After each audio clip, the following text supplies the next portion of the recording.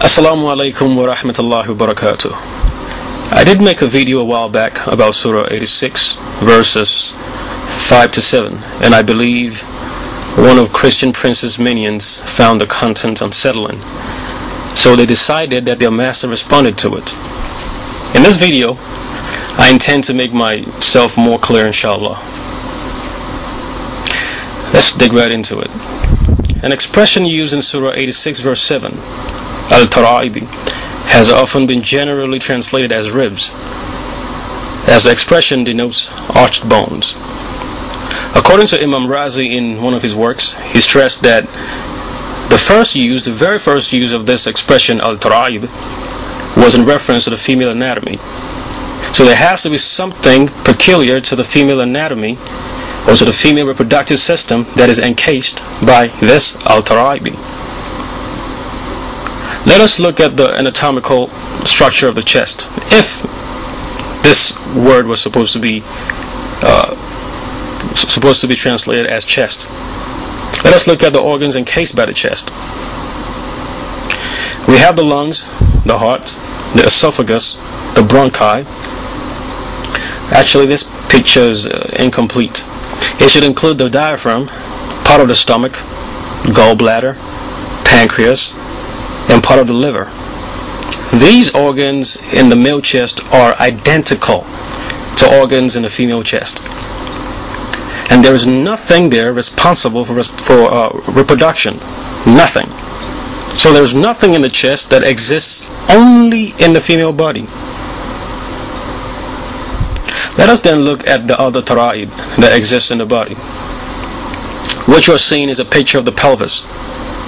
You will notice the arch of the two bones join in the middle to form an almost perfect circle. This is another view of the same bone, and you should be able to see the round hollow in the middle of the bones.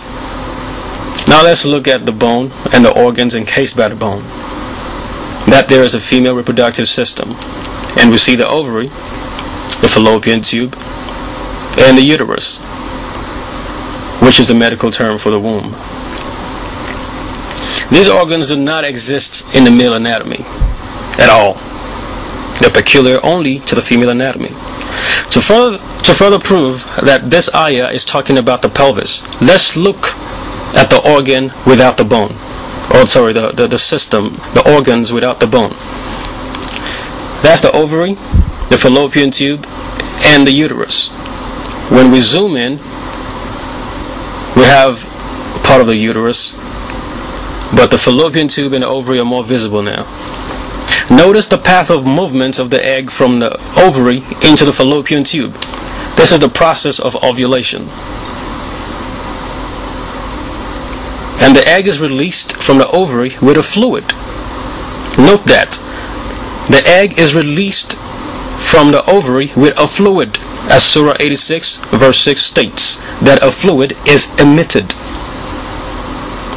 This fluid in question is known as the follicular fluid.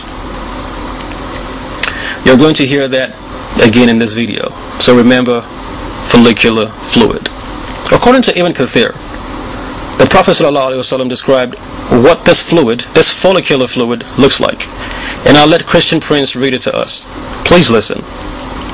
So, the Prophet of Islam, he explained this. He said, in the fluid, the fluid, this is the fluid of the woman, is yellow and fine in texture. Hello?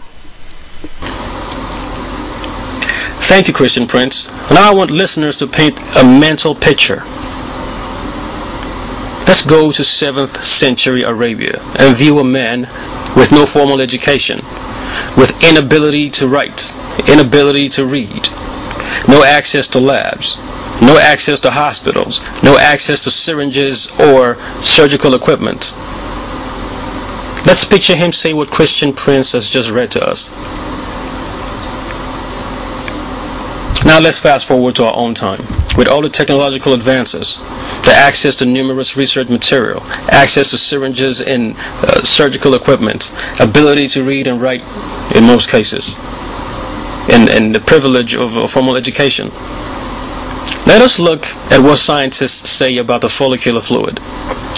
I did post a link in the video description, and this link is posted in PDF format, so you probably need Adobe to read it.